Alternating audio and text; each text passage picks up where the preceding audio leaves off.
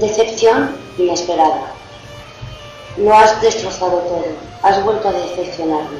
Primero fueron tus dudas, insinuaciones. No puedo vivir al lado de alguien que exige cada día explicaciones sobre mis actos.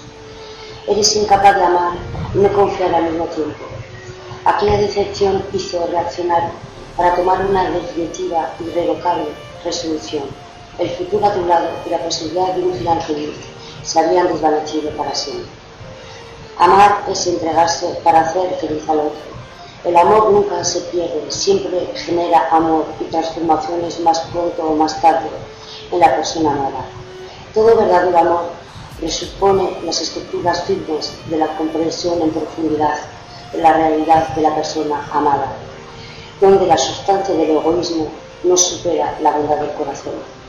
Para amar no hace falta intentar acciones espectaculares, porque amar debe ser tan natural como respirar. ¿Hasta dónde puedes llegar? El amor crece y se consolida cuando se tolera al otro tal como es, con sus virtudes y defectos, respetando los sentimientos de cada uno y no jugando con ellos. Solo tú me inspiraste un sentimiento nuevo, del cual no creía poder volver a vivir. Te ofrecí un amor sincero y tú lo has dilapidado. Sigue en ti esa promesa, tu promesa que nunca me dejarías marchar, que jamás renunciarías a este amor. Estás dispuesto a defenderlo a cualquier precio. Creía que estábamos unidos para siempre, en cuerpo y alma.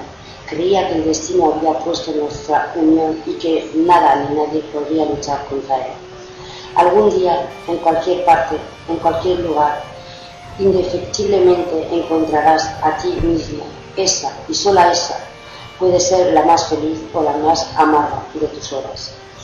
À toi qui fus mon géant.